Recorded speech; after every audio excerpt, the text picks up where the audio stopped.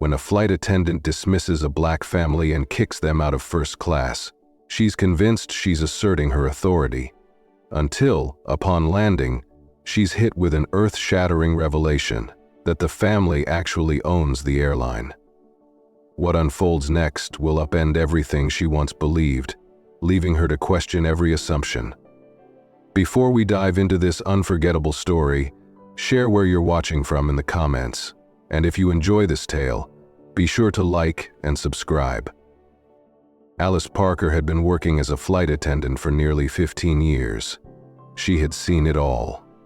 Grumpy passengers, last-minute requests, and delayed flights. She prided herself on keeping her composure no matter how hectic the day got. Her reputation in the airline industry was one of professionalism. Skylux Airlines, where she worked, had built its name on providing an exclusive, high-end flying experience. The kind of service that made you feel like royalty even in the air. Alice Parker was a key part of that experience. She knew exactly how to manage the expectations of the wealthy elite passengers who booked their first-class tickets, treating them like they were the only ones aboard. To Alice Parker, this wasn't just a job, it was a lifestyle. That evening, as passengers began to board Flight 512 to Paris, Alice Parker stood at the front, scanning the crowd with her usual air of authority. Her eyes lingered on each passenger as they approached the gate. She was already thinking about who would need extra attention, who might complain about the food, and who could potentially make her job harder. As she glanced over the crowd, her eyes fell upon a family that caught her attention. James Miller and Charlotte Miller, along with their 2 young children, stood confidently in line.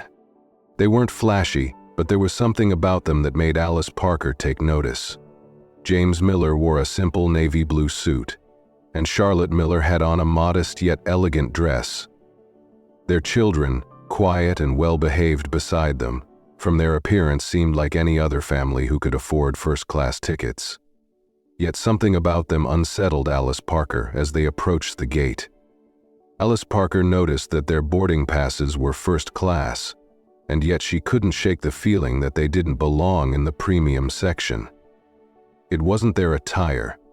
No, that was perfect. It wasn't even the polite way they addressed her. It was something else. Something Alice Parker couldn't quite put her finger on. Her instincts kicked in, and as the family reached the front, she asked them to step aside for a moment. "Is there a problem?" James Miller asked, his voice calm but with an edge to it, as if he was already sensing something was off. Alice Parker didn't respond immediately. She scanned their tickets again. There was no mistake, but for some reason she felt an unexplainable urge to challenge them. "I'm afraid I'll need to confirm your reservation," she said, even though the system clearly showed their tickets were valid. "There seems to be some confusion," she added, giving a polite but forced smile. James Miller and Charlotte Miller exchanged a quick glance but said nothing. They waited, patient but wary, as Alice Parker stepped aside to speak with a supervisor. The seconds stretched into minutes, and the tension between them thickened. Passengers behind the family grew impatient, some whispering quietly about the delay. Finally, Alice Parker returned, her smile colder than before. "You need to follow me," she said, but instead of leading them to the first-class section in the front of the plane, she directed them to the back, near the restrooms, far from the windows with the best views. It was a subtle, calculated move, one designed to send a clear message. Alice Parker didn't believe. This family was suited for the first-class experience she had worked so hard to curate. James Miller remained silent. Charlotte Miller held her children's hands, not reacting to the change in seating. Though the unease was evident in her eyes, she had seen this kind of treatment before. But tonight, it wasn't about making a scene. It was about making it through this flight and getting to Paris. They settled into their seats, the flight began, and the plane climbed into the sky. Alice Parker continued her rounds, greeting passengers, offering drinks, and attending to their every need. But something in the back of her mind gnawed at her. There was something about this family. something about their presence that didn't sit right with her. She couldn't quite understand it, but she knew she needed to keep an eye on them. As the flight progressed, Alice Parker found herself glancing toward the Miller family more often than she intended. They were seated quietly, James Miller reading a book, Charlotte Miller helping one of the children color in a travel activity book. The younger child had fallen asleep, leaning on her mother's arm. There was nothing unusual about them. No loud voices, no unreasonable demands. If anything, they seemed more composed than many of the other first-class passengers Alice Parker had served in the past. Yet she couldn't stop the nagging sense of irritation bubbling under the surface. Alice Parker returned to the galley, where her co-worker Sarah was preparing drinks. Sarah was newer to the airline, still learning the ropes but eager to please. "Everything okay out there?" Sarah asked as she placed a tray of champagne flutes on the counter. Alice Parker hesitated for a moment, then decided to confide in her. "You saw that family in the last row of first class, right?" she asked, lowering her voice. Sarah glanced toward the section and nodded. "Yeah, they seem nice. What about them?" Alice Parker leaned in, her tone sharper now. "Doesn't it feel off? I mean, first class isn't cheap and they're just, well, you know." She didn't finish her sentence, but her implication was clear. Sarah frowned slightly, unsure how to respond. "They have valid tickets, don't they?" she asked cautiously. Alice Parker rolled her eyes. "Of course, but that doesn't mean anything these days. People game the system all the time. I've seen it before." Sarah didn't push further, but Alice Parker's words hung in the air. Alice Parker continued to stew, her irritation growing.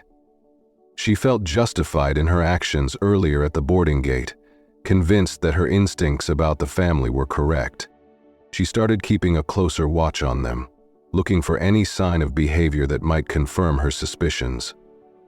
Meanwhile, James Miller and Charlotte Miller could sense the subtle tension around them. Charlotte, ever perceptive, noticed that their service was unusually slow. Other passengers had received their drinks and snacks promptly, but their row seemed to be overlooked. When they pressed the call button to request water for their daughter, it took an unusually long time for a flight attendant to respond. Charlotte said nothing, but James Miller leaned closer to her, whispering, "They're watching us." Charlotte gave a small nod, her expression calm. "Let them," she whispered back. "We've dealt with worse." James Miller sighed but didn't reply. Instead, he reached for his phone, checking his email briefly before setting it aside. He didn't want to make a scene, but he couldn't help but feel a growing frustration with the way they were being treated. This was supposed to be a relaxing, celebratory trip for their family, not an exercise in patience. Unbeknownst to Alice Parker, one of the other passengers in first class was observing her behavior closely. A middle-aged man in a sharp suit, seated a few rows ahead of the Millers, had noticed the delays in their service and the barely concealed annoyance in Alice Parker's demeanor whenever she passed their row. He raised an eyebrow but said nothing for now. As the flight continued, the tension in the air grew thicker. Alice Parker tried to refocus on her tasks, but she couldn't shake the feeling that something about this family was challenging her authority in ways she couldn't articulate. For the first time in years, her usual sense of control felt shaky, and she didn't like it one bit. As the dinner service began, Alice Parker deliberately delayed attending to the John and Fames row. Other first-class passengers were enjoying their gourmet meals, sipping on fine wines and laughing softly over their conversations. Meanwhile, James Miller and Charlotte Miller waited patiently, their menus still untouched, on the tray table. Charlotte Miller glanced around discreetly, noticing how effortlessly the attendants catered to the other passengers. She leaned over to James Miller and said quietly, "This isn't a coincidence." James Miller sighed and leaned back in his seat, crossing his arms. "I know," he muttered. His voice carried a measured calm, but the frustration was evident in his eyes. but let's not give her the satisfaction of seeing us upset. At last, Alice Parker approached their row, her expression neutral but her body language stiff. "I apologize for the delay," she said curtly, setting their menus down with a sharpness that was subtle but noticeable. "We've had a bit of a backlog in the galley. Can I take your order now?" Charlotte Miller smiled politely but didn't miss a beat. "Yes, of course," she said, her tone unwavering. She and James Miller placed their orders, speaking in the same calm, composed manner they had maintained since boarding. Alice Parker jotted down their choices quickly and left without the usual warmth she reserved for other passengers. As the meal service dragged on, Alice Parker's behavior didn't go unnoticed by the man in the sharp suit now, quietly sipping his whiskey, who continued to observe the Millers and the lackluster service they were receiving. He seemed to weigh his thoughts carefully, deciding whether or not to intervene. Finally, when the meal was served, the Millers received their plates last. The delay was glaring, but Charlotte Miller kept her head high, cutting into her dish with practiced ease. James Miller offered a small smile to his wife, appreciating her grace in the face of such obvious disrespect. Their children remained quiet, as if sensing their parents' mood and mirroring their calmness. Midway through the meal, the man in the sharp suit couldn't stay silent any longer. He flagged down Sarah, who was passing by. "Excuse me," he said, in a low but firm tone. "Can I ask why the family in the last row of first class was served so late?" "It's not hard to notice." Sarah froze for a moment, her face tightening slightly. As Sarah turned toward the man, her face tightening slightly, but less was too so late. "It's not hard to notice the man in the last row of first class was served so late." "It's not hard to notice the man," her face tightening slightly. The American pilot turned toward the man, her face tightening slightly. "I assure you, sir, everything is under control," she said quickly, trying to deflect the question. The man raised an eyebrow. "Under control? It looks to me like there's a deliberate effort being made to ignore them. Do you think that's appropriate for passengers who paid for first-class service?" Alice Parker's cheeks flushed slightly, but she forced a professional smile. "I'm sorry if it appeared that way, sir. That was not the intention." The man stared at her for a moment longer, his expression unreadable. Then, with a subtle shake of his head, he turned back to his meal, leaving Alice Parker feeling more rattled than before. Sarah, looking uncomfortable, excused herself and retreated to the galley. As Alice Parker tried to regain her composure, she stole another glance at the Miller family. They weren't making a scene, they weren't complaining, yet somehow their calm presence felt like a quiet rebuke, a challenge she wasn't prepared to face. For the first time that evening, Alice Parker began to feel the faintest pang of unease. Something about this situation felt bigger than she had anticipated, though she couldn't quite put her finger on what it was. The rest of the dinner service passed uneventfully on the surface, but the tension continued to linger in the cabin. Alice Parker tried to focus on her duties, moving quickly between the rows, but her thoughts kept drifting back to the man's pointed comment and the Miller family's unwavering composure. Every interaction with them, no matter how routine, seemed to unsettle her more. They weren't confrontational, but their silence spoke volumes. Meanwhile, James Miller exchanged a glance with Charlotte Miller, silently acknowledging the growing unease in the cabin. Charlotte Miller, ever the steadying presence, leaned in and whispered, "We've handled worse, remember? Let's just enjoy what we can." Her hand lightly brushed his arm, a small gesture of reassurance. James Miller nodded, but his jaw remained tight. Alice Parker, standing near the galley, overheard snippets of the passengers' murmurs, though no one openly criticized her. The man's earlier comment had clearly sparked quiet conversations.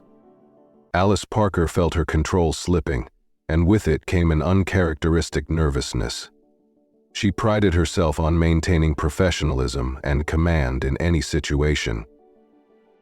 Why was this family getting under her skin?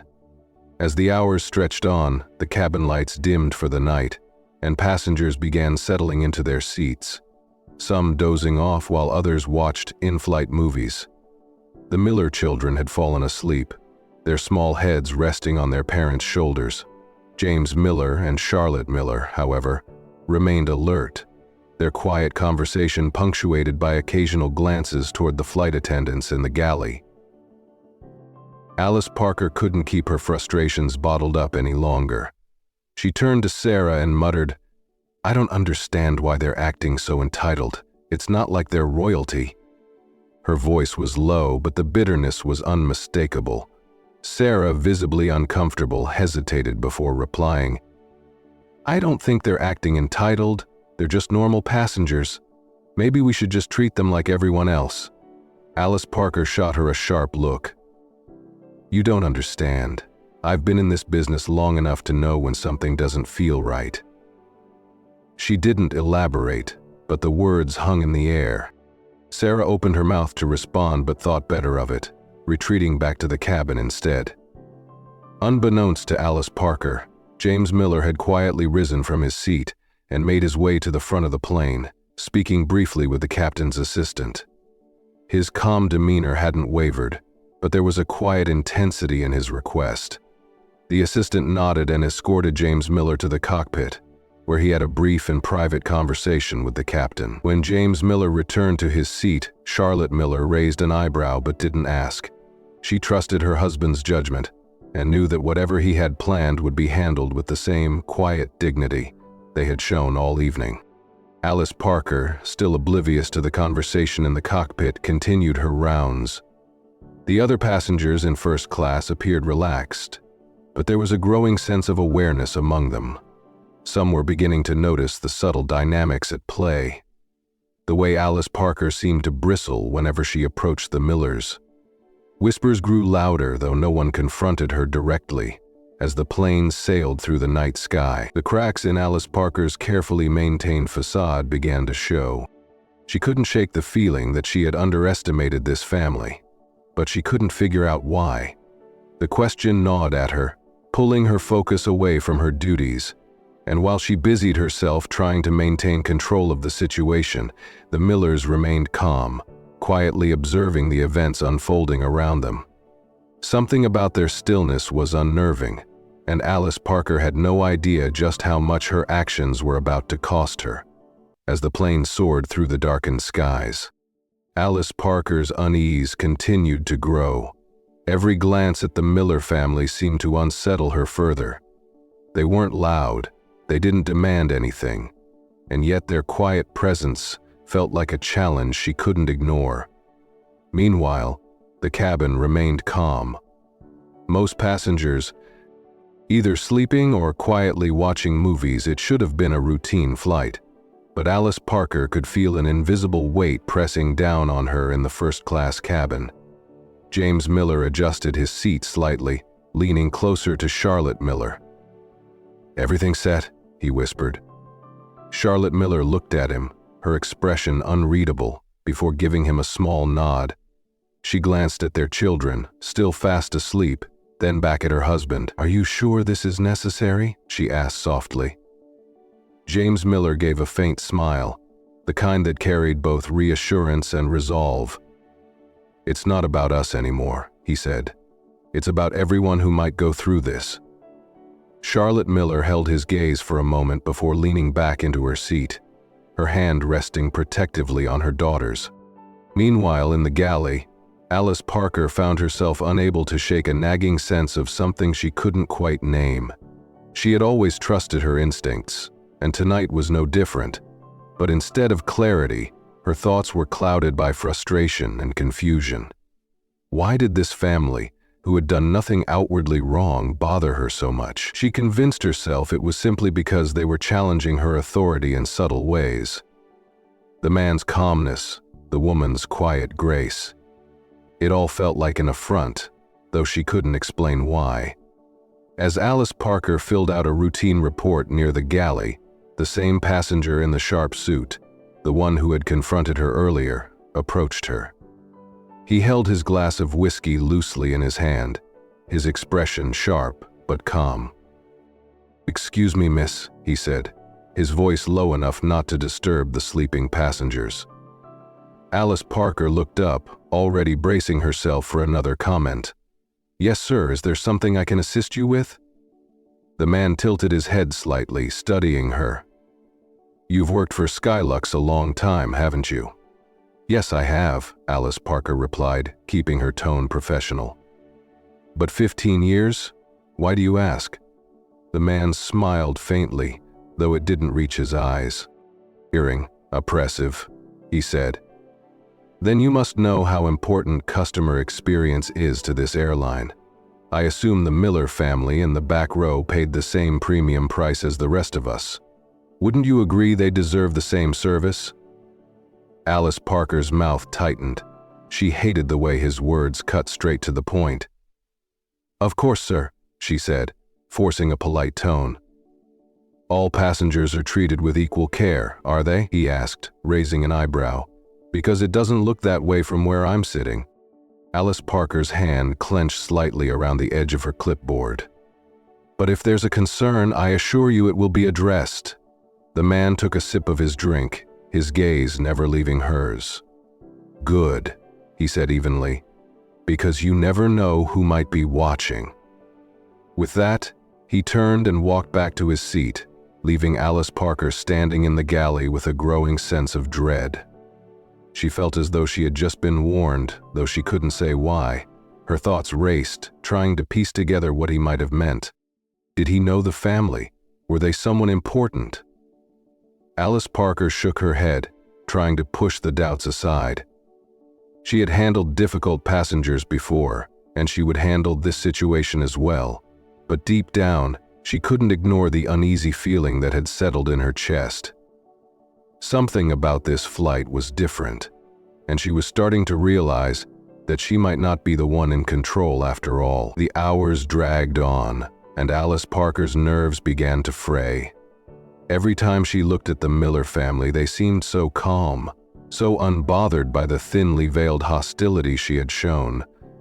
Their composure only added to her unease, making her feel as if they knew something she didn't.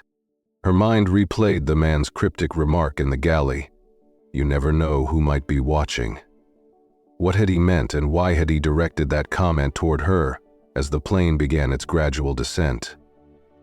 Toward Paris, Alice Parker tried to focus on the tasks at hand: collecting trash, assisting passengers, preparing for landing, and ensuring the cabin was secure. But no matter how hard she tried to distract herself, her gaze kept drifting to the last row of first class. James Miller and Charlotte Miller had woken their children, who were now quietly staring out the window, captivated by the city lights far below. Charlotte Miller was adjusting her daughter's blanket while James Miller checked something on his phone, his expression as calm and measured as ever. In the back of her mind, Alice Parker couldn't shake the feeling that something big was coming. It wasn't just the Miller family's quiet presence. It was the way some of the other passengers had started glancing their way, whispering amongst themselves. The tension in the air had shifted, and Alice Parker felt as though she was standing on the edge of something she couldn't control. As the plane touched down on the tarmac, the passengers in first class began gathering their belongings, readying themselves to disembark. Alice Parker noticed James Miller slip his phone into his pocket before exchanging a quick glance with Charlotte Miller. The look between them was subtle but deliberate, as if they had silently agreed on their next steps. Alice Parker busied herself ensuring that the other passengers were ready to leave, but her ears remained attuned to any sign of movement from the Miller family. Finally, the moment came as the cabin doors opened.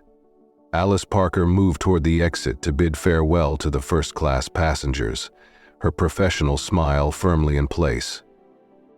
The passengers began filing out, thanking her and the rest of the crew for their service. The man in the sharp suit passed by her, giving her a long, pointed look but saying nothing.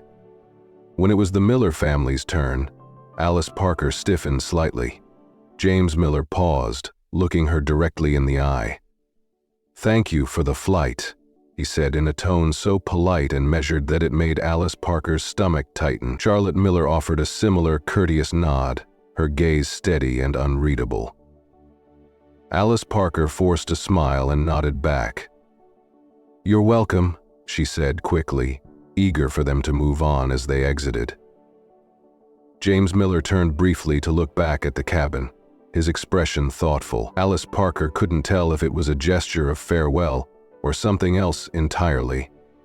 It left her feeling strangely exposed, as though the thin layer of control she had tried to maintain throughout the flight had been quietly stripped away.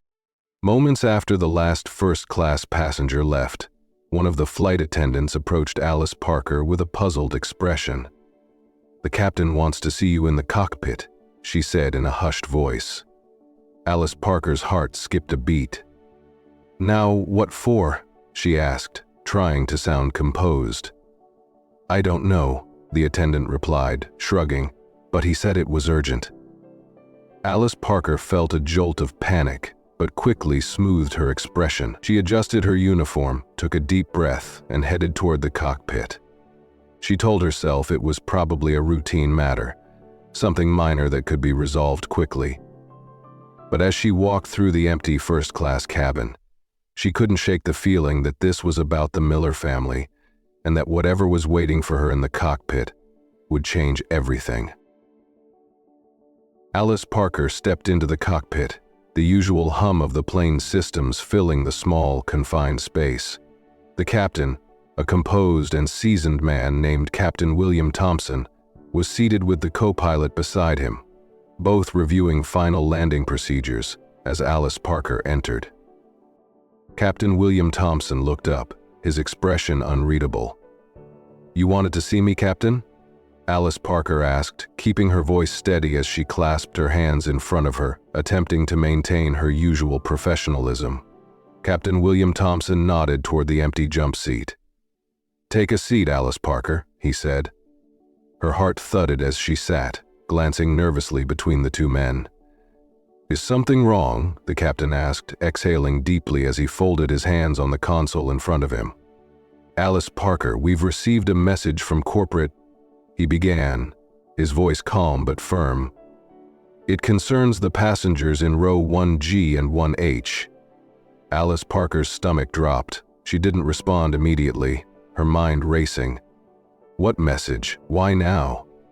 She had handled the situation discreetly, or so she thought, the Miller family. Captain William Thompson clarified, watching her reaction closely. "They're not just passengers, Alice Parker. They're owners." Alice Parker blinked, her mind struggling to process his words. "Owners," she repeated, her voice barely above a whisper. "Yes," Captain William Thompson said, his tone sharpening slightly. "James Miller and Charlotte Miller are the majority stakeholders in Skylux Airlines. They recently acquired the company as part of their broader investment portfolio. This flight was one of their first incognito evaluations of staff performance, and from the reports I've been receiving, their experience wasn't exactly up to standard." Alice Parker's breath caught. Her thoughts spiraled as the weight of his words hit her. Owners, the very family she had subtly discriminated against throughout the flight, didn't just buy tickets. They owned the airline. A cold sweat broke out on her brow as she pieced together the implications of her actions. Every delay, every slight, every dismissive glance. It had all been noticed not just by the Millers, but likely by the other passengers as well. Captain Alice Parker started, her voice shaky. "I wasn't aware." "That's the problem," Captain William Thompson interrupted, his tone cutting. "You weren't aware because you didn't bother to treat them with the same respect you showed other passengers, and now I'm afraid this situation is out of my hands. The Millers have requested a meeting with you before leaving the airport." Alice Parker's hands gripped the armrests of the seat, her knuckles white. "A meeting?" she asked, her voice cracking. "Captain, surely it's not up for debate," Captain William Thompson said firmly. "This is a corporate directive. I'd suggest you prepare yourself to explain your behavior." Alice Parker sat frozen, her mind reeling. A meeting with the owners, people she had disrespected, judged, and dismissed without a second thought. The very foundation of her confidence, her authority, felt like it was crumbling beneath her. She opened her mouth to protest, but quickly realized there was no point. She wasn't in control anymore. Captain William Thompson stood, signaling that their conversation was over. "They're waiting in the VIP lounge," he said. "I'll escort you there personally. Let's get this over with." Alice Parker rose slowly, her legs trembling beneath her as she followed Captain William Thompson out of the cockpit. The reality of the situation fully sank in. This wasn't just a reprimand. This was the kind of moment that could end her career. And she had no one to blame but herself. Alice Parker followed Captain William Thompson down the jet bridge, her heart pounding with every step. The fluorescent lights above seemed harsher than usual, casting stark shadows that mirrored the dread pooling in her chest. She struggled to retain her composure, but the whispers of the cabin crew, who had clearly caught wind of the situation, only deepened her discomfort. As they approached the VIP lounge, the glass doors slid open with a soft hiss. Alice Parker's eyes immediately landed on James Miller and Charlotte Miller, seated in the plush armchairs of the private space. James Miller was relaxed, his legs crossed, one arm draped casually over the chair. Charlotte Miller sat upright, her posture graceful but commanding, her expression unreadable. Their children were absent, likely being attended to elsewhere, leaving the couple fully focused on what was about to unfold. Captain William Thompson gestured for Alice Parker to step inside, but the weight of the moment kept her frozen in place for a second too long. "Go ahead," he said firmly, his tone leaving no room for hesitation. Alice Parker finally stepped forward, her polished heels clicking against the marble floor. Her usual air of confidence had vanished, replaced by the overwhelming realization that she was about to answer to the very people she had judged and mistreated. She stood before them, suddenly hyper-aware of how small and powerless she felt. James Miller glanced up, his expression calm but piercing. He nodded toward the chair across from him. "Have a seat," he said simply. Alice Parker lowered herself into the chair, clasping her hands tightly in her lap to stop them from trembling. Charlotte Miller leaned forward slightly, her gaze steady, but unyielding. "Alice Parker, is it?" she asked, her tone cool but polite. "Yes, ma'am," Alice Parker replied, her voice barely above a whisper. She felt a flush of humiliation creeping up her neck, but she forced herself to meet Charlotte Miller's gaze. James Miller exchanged a brief glance with his wife before turning his attention back to Alice Parker. "I'd like to start by asking you a simple question," he said, his voice measured. "Why do you think we're here?" Alice Parker hesitated, swallowing hard. She wanted to deflect, to shift the conversation away from her actions, but she knew there was no escape. She started, her voice faltering. "I understand there were issues during the flight." James Miller raised an eyebrow, waiting for her to continue. Alice Parker fidgeted with the hem of her blazer. "I may have mishandled certain aspects of your service," she admitted, each word feeling like it was dragged from her throat. "Mishandled?" Charlotte Miller repeated, her tone laced with incredulity. She exchanged another look with James Miller, who exhaled deeply before leaning forward.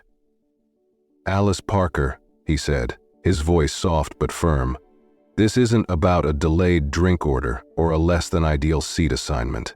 This is about respect, or in this case, the lack of it, throughout that entire flight. You treated us as though we didn't belong. Am I wrong?" Alice Parker opened her mouth to deny it, but stopped herself. There was no point in lying. They had seen through her actions just as she had feared. "No, sir," she admitted quietly. Charlotte Miller tilted her head slightly, her expression shifting from stern to something resembling disappointment. "Do you know how many times we've encountered this kind of treatment?"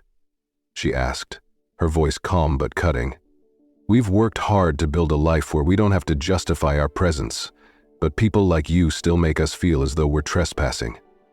Why is that?" Alice Parker's throat tightened, and she couldn't muster a response. Charlotte Miller's words cut deeper than she expected, forcing her to confront the unspoken biases she had buried beneath years of polished professionalism. James Miller leaned back, his gaze unwavering. "This isn't just about us," he said. "It's about every passenger who's been made to feel less than because of someone else's prejudice. As owners, we have a responsibility to ensure that this kind of behavior doesn't exist on our airline. And after today, I'm not sure you belong here." Alice Parker's eyes widened, panic flooding her chest. "Mr. Miller, please," she stammered. "This was a mistake, a lapse in judgment. I've been with Skylux for 15 years. I'm good at my job. I can learn from this." James Miller studied her for a long moment, his expression unreadable. Charlotte Miller, however, was less reserved. "You've been here for 15 years, she said, her voice sharp. "But what have you learned in that time? Clearly not how to treat people with respect." Alice Parker's heart sank further. The silence that followed was deafening, and she realized that no carefully chosen words or excuses would undo the damage she had caused. The control she had so carefully cultivated during the flight was gone, replaced by an unshakable truth. She had misjudged them, and now she was facing the consequences. James Miller finally broke the silence. "We'll take this matter to corporate," he said calmly. "Your actions today will be reviewed and a decision will be made about your future with Skylux. But understand this. Your behavior is unacceptable, and it reflects poorly not just on you but on the entire company. That's something we can't ignore." Alice Parker nodded, her hands trembling in her lap. She wanted to plead further, to defend herself, but she knew it would only make things worse. Instead, she sat in silence, the weight of their words sinking in as the reality of her actions settled over her like a heavy fog. As Alice Parker sat frozen in her chair, the gravity of the situation bore down on her. The Miller's words echoed in her mind, dismantling the fragile justifications she had clung to throughout the flight. She felt exposed, as though every unspoken thought, every subtle bias she had acted on was laid bare for the world to see. For the first time in her 15 years with Skylux, she felt genuinely powerless. James Miller leaned forward again, his calm demeanor unshaken. "Alice Parker," he said, his voice carrying a weight that made her flinch slightly. "We're not here to humiliate you. This isn't about revenge or making a spectacle of what happened. This is about accountability." Alice Parker nodded stiffly, unsure if she should respond. Her throat felt dry and her thoughts scrambled for anything that could salvage her position. She started, her voice cracking. She cleared her throat and tried again. "I understand that my actions were inappropriate, and I am deeply sorry for how I treated you and your family." Charlotte Miller's gaze remained steady, her expression unreadable. "Sorry isn't enough, Alice Parker," she said firmly. "Apologies don't undo the harm caused. What matters is what you choose to do moving forward. Words are easy, change isn't." Alice Parker swallowed hard, her fingers tightening around the hem of her blazer. She wanted to protest, to insist that she wasn't the person you think I am, but deep down she knew there was truth in Charlotte Miller's words. She had let her biases dictate her actions, and now she was paying the price. James Miller leaned back slightly, his tone softening but still firm. "Here's what's going to happen. Charlotte Miller and I will be reporting this incident to corporate, and they will decide the next steps. Whether or not you stay with this airline is out of our hands, but know this: your behavior tonight has set a standard we can't ignore." Alice Parker nodded mutely, feeling a hollow ache in her chest. She had spent her career climbing the ranks, priding herself on her professionalism, only to have it unravel in a single flight. Her silence stretched on, but the Millers didn't fill it. They simply waited, their calm, composed presence amplifying the weight of her guilt. Finally, Charlotte Miller stood, adjusting her coat with a quiet elegance that only deepened Alice Parker's shame. "We've said what we needed to," Charlotte Miller said, her voice cool but resolute. "What happens next is up to you, Alice Parker. Think carefully about how you carry this forward." James Miller stood as well, extending his hand toward Alice Parker. She hesitated for a moment before shaking it. His grip was firm but measured. "Good luck," he said simply, his tone devoid of malice but filled with finality as the Millers walked out of the lounge. Alice Parker sat motionless, her mind a storm of regret and self-recrimination. The echoes of their footsteps faded, leaving her alone with her thoughts, and the cold, hard truth that her actions had brought her to this point. And there was no one to blame but herself. Captain William Thompson re-entered the lounge a moment later, his expression a mixture of professionalism and pity. "Alice Parker," he said evenly, "corporate will contact you in the morning. For now, I suggest you take the rest of the week to reflect on this." Alice Parker nodded silently, rising to her feet as she left the lounge. The reality of the situation hit her with full force. Her career, her reputation, everything she had worked for was now on the line, and it was all because she had let her prejudices dictate her actions. The pristine world she had built for herself suddenly felt fragile, teetering on the edge of collapse. Alice Parker walked through the bustling airport terminal, her steps heavy and unsteady. The usual buzz of travelers, families reuniting, professionals rushing to their gates, and announcements echoing overhead felt distant, like static noise in the background of her thoughts.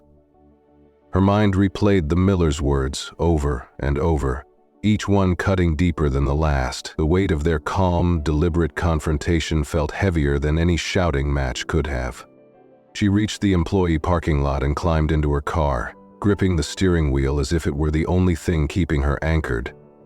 For a moment, she just sat there, staring blankly at the dashboard, her thoughts a chaotic mess. The Millers' faces, calm, composed, yet filled with quiet disappointment, floated in her mind. She wanted to be angry, to blame them for her predicament, but she couldn't. She knew that every choice she had made during that flight had led to this. The drive home was a blur, the city lights streaming past her windows like faint streaks. She barely registered the turn, her body moving on autopilot while her mind spiraled deeper into self-reflection. It wasn't just about this one incident. She realized there had been other moments, smaller ones she had brushed aside or justified, where her actions might have been influenced by biases she had refused to acknowledge. The Miller had simply been the first to call her out on it so openly, forcing her to confront what she had ignored for years. When she finally pulled into her driveway, the house felt colder and eerier than usual. Alice Parker sat in her car for a long moment, unable to bring herself to go inside. She knew that the quiet of her home would only amplify the storm in her head. Eventually, she gathered herself and walked inside, her heels clicking softly on the hardwood floor. She dropped her bag by the door and collapsed onto the couch, staring at the ceiling as the reality of her situation settled over her. Her phone buzzed on the coffee table, pulling her out of her daze. She hesitated before picking it up, dreading what awaited her. It was an email from Sky's corporate office. The subject line read, "Immediate review of employee conduct. Alice Parker." Alice Parker's stomach tightened as she opened the email. The message was brief but clear. It confirmed that the Millers had filed an official report and outlined the steps that would follow. A meeting with HR, a formal review of her behavior on the flight, and a temporary suspension pending the outcome. There was no mention of termination, but the possibility loomed heavily between the lines. She set the phone down with trembling hands, her mind racing. her career. 15 years of dedication, of carefully building her reputation, was on the verge of collapse. And yet, deep down, a small voice whispered that this wasn't just about the job. It was about something far bigger, something she hadn't allowed herself to confront until now. Alice Parker leaned forward, burying her face in her hands. She had spent years believing she was above reproach, that her professionalism shielded her from the consequences of her biases. But the Miller had torn through that illusion with quiet precision, forcing her to see herself in a way she never had before. And now, for the first time, she didn't know how to move forward. The next morning, Alice Parker woke up early, her sleep restless and filled with fragmented dreams of the flight. The email from corporate had been the first thing on her mind. As she opened her eyes, a heavy reminder of the day ahead came into focus. As she sat with her coffee, staring at the email on her phone again, a part of her hoped it was all some misunderstanding that would blow over. But she knew better. She spent the morning replaying every interaction with the Millers, trying to identify the exact moment when everything had gone wrong. The truth, however, was harder to face. It wasn't just one moment. It was a series of choices, subtle and calculated. Born from prejudices she had refused to acknowledge. She had never seen herself as someone who discriminated, but her actions spoke louder than her intentions ever could. As the hours passed, the fear of losing her job began to mix with something deeper. Shame. Alice Parker wasn't just afraid of the consequences. She was beginning to realize how deeply her behavior had betrayed the values she thought she upheld. She remembered Charlotte Miller's sharp words from the lounge. "What have you learned in 15 years?" The question haunted her, a reminder that her professionalism had been a hollow facade. When the time came for her meeting with HR, Alice Parker dressed carefully, choosing an outfit that projected competence and seriousness. As she drove to the Skylux headquarters, the city seemed unusually cold and gray, mirroring the dread settling in her chest. The journey felt endless, and by the time she arrived, she was almost numb. The receptionist at corporate directed her to a small conference room, where a representative from HR and a senior manager from the airline were waiting. Alice Parker's heart raced as she entered the room, but she forced herself to maintain a neutral expression. The manager, a no-nonsense woman named Grace Baker, gestured for Alice Parker to sit. "We're here to address the incident on Flight 512, Grace Baker began, her tone professorial but firm. "The Millers, as majority stakeholders, have filed a formal complaint regarding your conduct. They've detailed specific concerns about how you handled their service." Alice Parker nodded, her throat dry. She wanted to speak, to defend herself, but Grace Baker held up a hand to stop her. "To give you an opportunity to respond," Grace Baker continued. First, I want to be clear, this is not a minor issue. The Millers' complaint isn't just about poor service. It's about behavior that reflects systemic bias, something we take very seriously at Skylux. The HR representative, a younger man who seemed more uncomfortable than angry, nodded in agreement. "This isn't just about the Millers as individuals," he added. "They've highlighted concerns about how this could impact the company's reputation and culture." Alice Parker swallowed hard, feeling the weight of their words. This wasn't just about her anymore. Her actions had cast a shadow over the entire airline, a brand built on the promise of luxury and inclusivity. When Grace Baker gestured for Alice Parker to speak, she took a deep breath, trying to steady her voice. "I understand the seriousness of the situation," she began carefully, "and I take full responsibility for my actions on that flight. I didn't treat Mr. and Mrs. Miller with the respect they deserved. I allowed my own assumptions to affect how I treated them." Her admission hung in the air, and for a moment the room was silent. Alice Parker felt a flicker of hope that her honesty might count for something, but Grace Baker's expression didn't soften. "What assumptions are you referring to?" Grace Baker asked pointedly, leaning forward slightly. Alice Parker hesitated. She knew the answer, but saying it out loud felt like stepping into a void.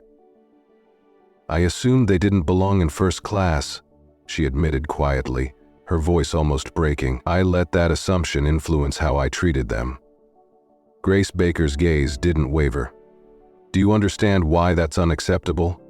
Not just on a personal level, but as a representative of this company?" "Yes," Alice Parker said quickly. "I do, and I'm truly sorry. I know an apology doesn't erase what I did, but I'm committed to learning from this and making changes." The HR representative scribbled notes on a clipboard while Grace Baker exchanged a glance with him. Alice Parker's heart sank further. She could tell that her words, while sincere, might not be enough to undo the damage. Grace Baker leaned back, her expression still stern. "Alice Parker, your years of service with Skylux have been exemplary. Until now, but this incident is not something we can overlook. The Millers have every right to expect fair treatment, and their experience reflects poorly on the airline. This isn't just about you, it's about the culture we want to foster." Alice Parker nodded, feeling the sting of tears she refused to shed. She had prided herself on her professionalism for so long, but now it felt like nothing more than a shield she had used to hide from her own flaws. "We will review this matter thoroughly before making a final decision," Grace Baker continued. "For now, you are suspended with pay pending the outcome. You'll be notified of our decision within the week." Alice Parker thanked them quietly, her voice barely audible as she left the conference room. The weight of the suspension pressed down on her. Her career hung in the balance, but more than that, she was beginning to realize that her life, as she had known it, would never be the same. The days following Alice Parker's suspension felt like an eternity, her usual routine. Waking early, donning her crisp uniform, and stepping onto the plane with a sense of purpose was gone, leaving a hollow void in its place. Each day stretched endlessly as she waited for an update from Skylux corporate. She replayed the flight over and over in her mind, trying to figure out if there was a single moment she could have changed to prevent the spiral of events. But no matter how much she analyzed it, the answer was always the same. It wasn't a single moment. It was every choice she had made, every bias she had allowed to guide her actions. Her phone became both her lifeline and her tormentor. Every time it buzzed, her heart jumped only to sink when the notification wasn't from Skylux. The silence from the airline was unbearable, a constant reminder of the uncertainty looming over her future. She avoided calls from friends and family, unwilling to explain why she wasn't working. The shame of admitting her suspension kept her isolated, trapped with her thoughts. On the third day, an unexpected email broke the monotony. It wasn't from corporate or HR, but from a coworker, Sarah. The subject line read, "Are you okay?" Alice Parker hesitated before opening it, unsure if she wanted to hear from anyone connected to the flight. The email was brief but sincere. "Hi Alice Parker, I just wanted to check in. I know things got tense on the flight, and I heard about your suspension. I hope you're holding up okay. Let me know if you want to talk." Alice Parker stared at the screen, her emotions conflicted. Sarah had been the closest witness to what had happened, and though she hadn't said much during the flight, Alice Parker could tell she had disapproved. Still, the email felt genuine, and for the first time in days, Alice Parker felt a small spark of connection. She typed out a quick reply. "Thanks for checking in. It's been a rough week. Maybe we can talk soon." She hit send and set the phone down, realizing how lonely she had felt. The walls of her apartment seemed to close in tighter, the weight of her suspension pressing heavier with each passing moment. That evening, Alice Parker decided to leave her apartment for the first time since her suspension. She needed air, space, something to distract her from the oppressive silence. She wandered aimlessly through the city, eventually finding herself in a quiet coffee shop tucked away from the main streets. She ordered a drink and chose a seat in the corner, hoping the noise of the cafe would drown out her thoughts, As she sipped her coffee, her mind drifted back to the Millers. She thought about their calm, unshakable composure and the quiet strength they had displayed throughout the flight. Charlotte Miller's words, sharp yet measured, still echoed in her mind. What have you learned in 15 years? Alice Parker had no answer then, and she wasn't sure she had one now. Her gaze fell on a group of young professionals seated nearby, their laughter and easy conversation a stark contrast to her own turmoil. For a fleeting moment, she envied their carefree demeanor. But then one of their comments caught her attention. I read about the Skylux thing, a woman said, leaning forward conspiratorially. The owners were on a flight and the crew totally screwed up. Can you imagine? Alice Parker froze her coffee cup halfway to her lips. Another person chimed in. Yeah, I saw something about it online, apparently. The owners are this super successful black couple and the staff didn't know who they were. Pretty embarrassing for the airline. The woman shook her head, laughing softly. Talk about karma. You can't treat people like that and expect it not to bite you. Alice Parker felt her stomach twist.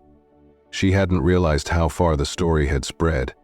Hearing it from strangers only made it more real, more inescapable. She set her cup down, her appetite for coffee gone, and stared at the table, her thoughts churning.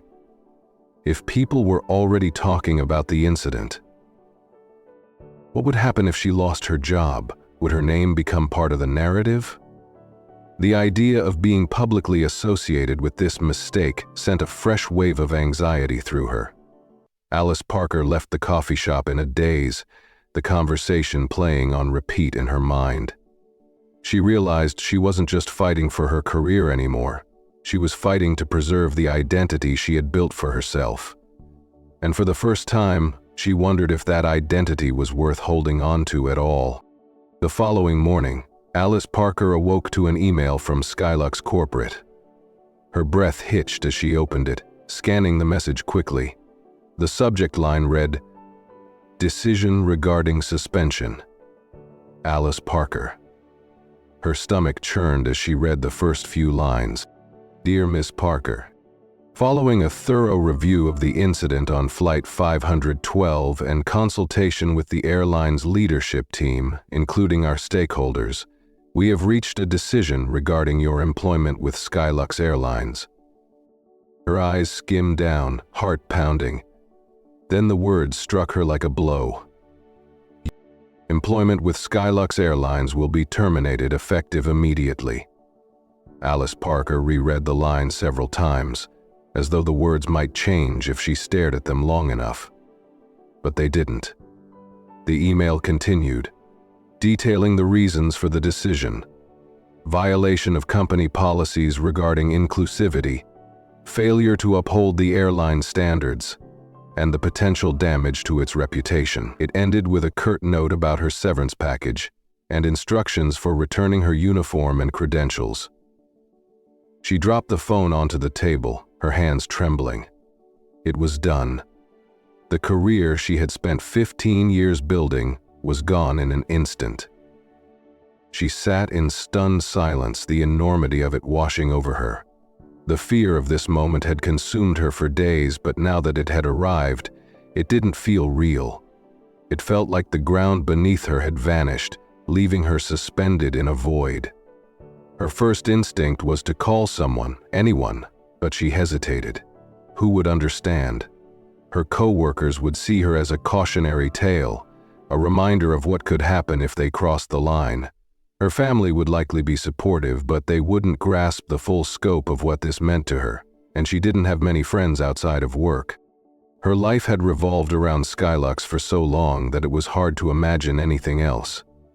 Tears burned at the corners of her eyes, but she refused to let them fall. This was her doing, she knew that. But the weight of accountability felt unbearable. What now? How could she move forward when her entire identity was tied to the career she had just lost? Alice Parker stood abruptly, pacing her small apartment. She felt the walls closing in again, the silence growing louder by the second. Her mind raced with questions she couldn't answer. How would she rebuild? Could she? And perhaps the hardest question of all, had she truly learned anything, or was this just another failure she would carry with her? The weight of the termination letter stayed with Alice Parker. Like a shadow for days, she avoided looking at her email, ignored her phone, and stayed locked inside her apartment. The silence wasn't comforting. It was suffocating. Yet she couldn't bring herself to face the world. It felt as though everyone knew, as though her failure was written across her face for strangers to read. On the 5th day, her doorbell rang, startling her. She hesitated before peeking through the peephole. It was Sarah. Alice Parker hesitated, unsure if she wanted to see anyone, but eventually she opened the door. Sarah gave her a tentative smile. "Hey," she said softly. "I know you've been going through a lot, so I brought you something." She held up a paper bag with the logo of a local bakery stamped on the side. "It's not much, but I figured you could use something sweet." Alice Parker stepped aside, letting her in. "Thanks," she murmured, her voice hoarse from days of disuse. They sat at Alice Parker's small kitchen table, the bakery bag between them. Sarah broke the silence. "I heard about the termination," she said gently. "I'm really sorry, Alice Parker. I know this must be a lot to handle." Alice Parker exhaled shakily, her hands fidgeting with the edge of the table. "It's not like I didn't see it coming," she said quietly.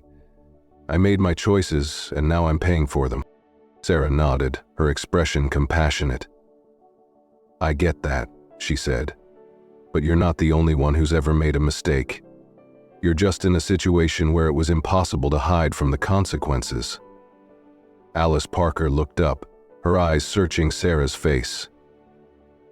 "Do you think I'm a bad person?" she asked suddenly, her voice cracking because of what she had done. Sarah paused, considering her words carefully. "I don't think you're a bad person, Alice Parker," she said. "I think you've been carrying biases you didn't even realize you had, and when they got challenged, you acted in a way that hurt people. But recognizing that is the first step toward being better." Alice Parker blinked, her throat tightening. "What if it's too late?" she whispered. "What if I've ruined everything?" "It's not too late," Sarah said firmly. "You lost your job, yes, but you didn't lose your ability to learn, to grow, to change. The question is, are you willing to do the hard work to make that happen?" The words hung in the air, heavy but not crushing. For the first time since her termination, Alice Parker felt a small flicker of hope. Not because the situation had magically resolved, but because she realized she still had a choice. The road ahead was uncertain and full of challenges, but perhaps it wasn't the end. Perhaps it was the beginning of something different, something better. She just didn't know what it looked like yet. Alice Parker sat at the table long after Sarah had left, the bakery bag untouched beside her. The quiet advice Sarah had given echoed in her mind, challenging her to step out of the fog she had been drowning in. The question was simple. Are you willing to do the hard work? It was a simple question, but the answer felt monumental. Could she truly confront the person she had been and find a way forward? The idea of change terrified her.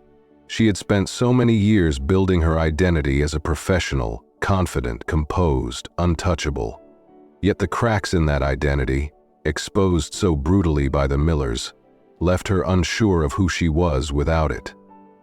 But what terrified her more was at the thought of staying the same, of letting this moment define her as the woman who failed and never tried to fix it. For the first time in days, Alice Parker turned on her laptop.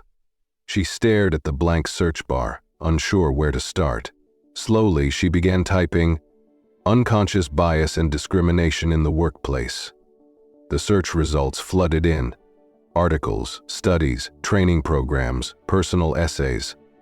She clicked on one, then another, and soon she was immersed in stories of people who had recognized their own biases and worked to overcome them. Each story was different, but one common thread ran through them. Change wasn't easy, but it was possible. Alice Parker found herself scrolling through forums and discussion boards, reading the candid experiences of people from all walks of life. Some were grappling with their own biases, while others shared the pain of being on the receiving end of discrimination. One post in particular caught her attention.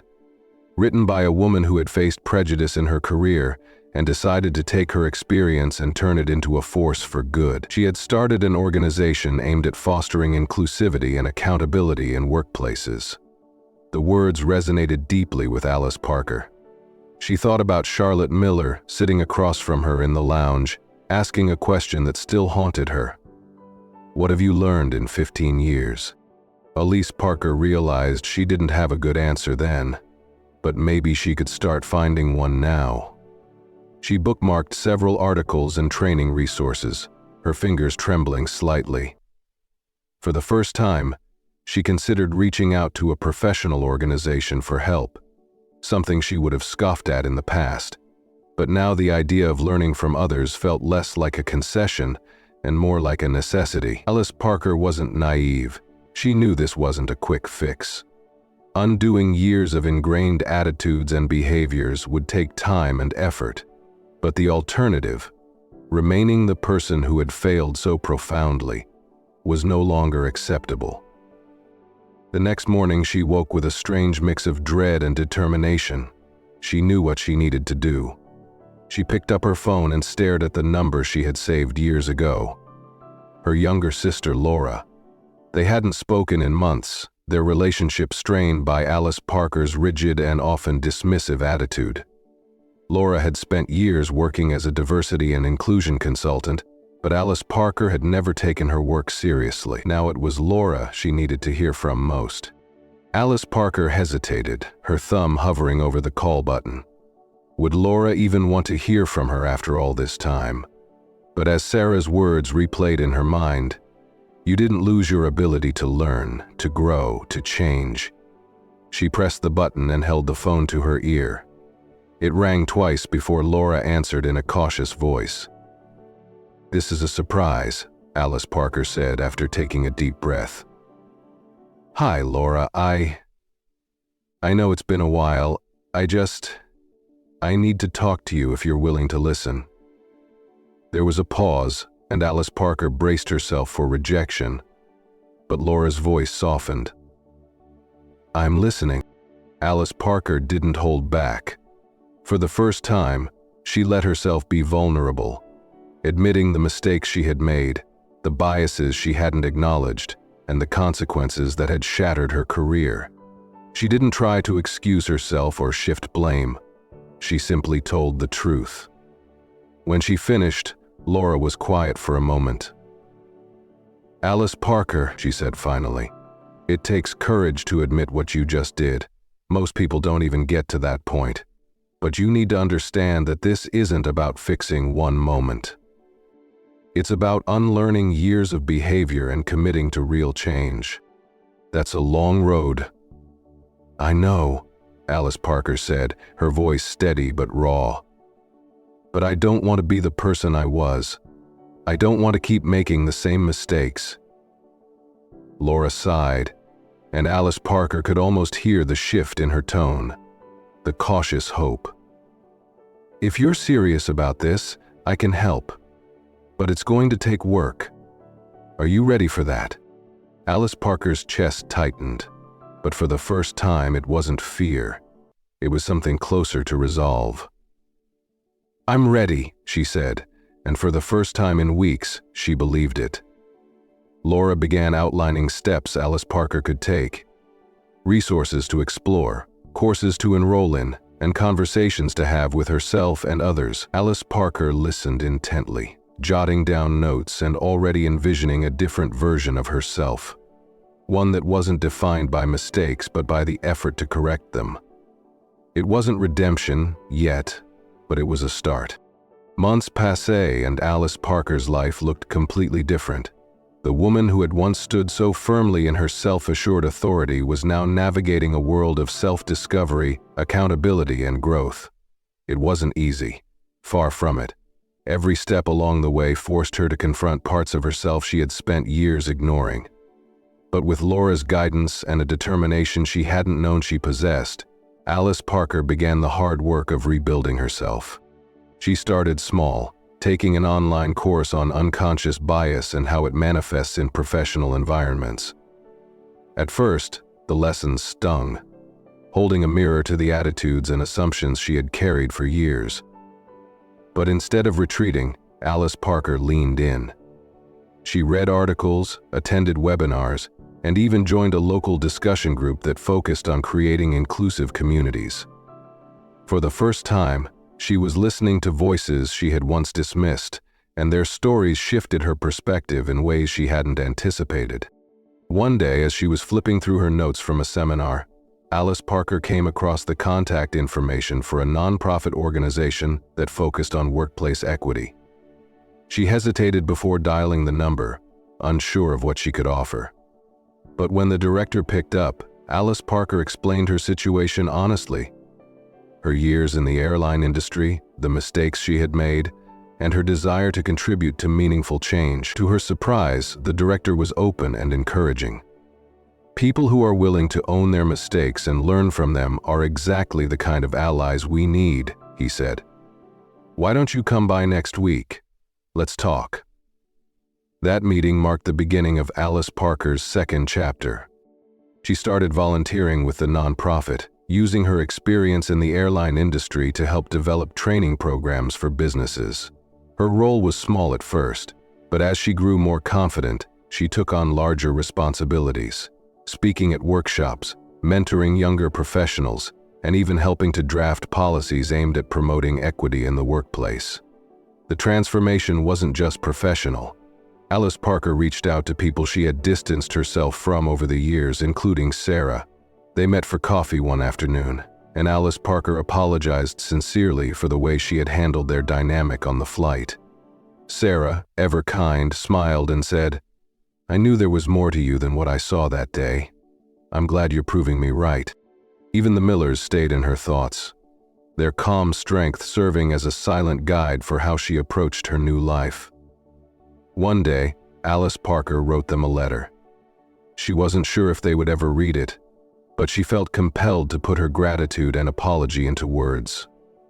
In the letter, she thanked them for forcing her to confront the parts of herself she had ignored for too long. "Your actions changed my life," she wrote, "not just by holding me accountable, but by showing me that it's never too late to do better." As Alice Parker mailed the letter, she felt a quiet sense of closure. She didn't know if the Millers would respond, but she no longer needed them to. The act of writing the letter was enough, a final step in taking responsibility and moving forward. Years later, Alice Parker stood in front of a packed room at a workplace equity seminar. She was no longer the flight attendant who had let her biases dictate her actions. She was someone new, someone who had taken her failure and turned it into a foundation for growth. As she shared her story with the audience, she noticed the way they listened, not with judgment, but with hope. And as the seminar ended, Alice Parker looked out over the room, realizing she had finally found her answer to Charlotte Miller's question, "What have you learned in 15 years?" More than she ever imagined, and it was only the beginning. This story highlights the importance of accountability and the courage to confront our biases. Sarah Parker, a seasoned flight attendant, faced the harsh reality of her own prejudices when she was confronted by the very family she mistreated. While her actions seemed harmless to her, they reflected deeply ingrained biases that affected her behavior toward the Harris family. Through their calm strength and challenge to her actions, Sarah was forced to face her own shortcomings. The story teaches that growth isn't easy. It requires self-reflection, acknowledging our mistakes, and taking responsibility for our actions. Sarah's journey of learning from her mistakes, seeking guidance, and working to change herself shows that transformation is possible. It's a reminder that we all have biases, and it's our responsibility to confront them. True change begins when we are willing to learn, grow, and do the hard work to make ourselves better. Not just for our own benefit, but for the benefit of others around us. If you found this story impactful, don't forget to hit the like button and share your thoughts in the comments below. We'd love to hear how it resonated with you. Be sure to subscribe to the channel so you don't miss out on more inspiring stories that challenge us to grow and reflect. Thank you for watching.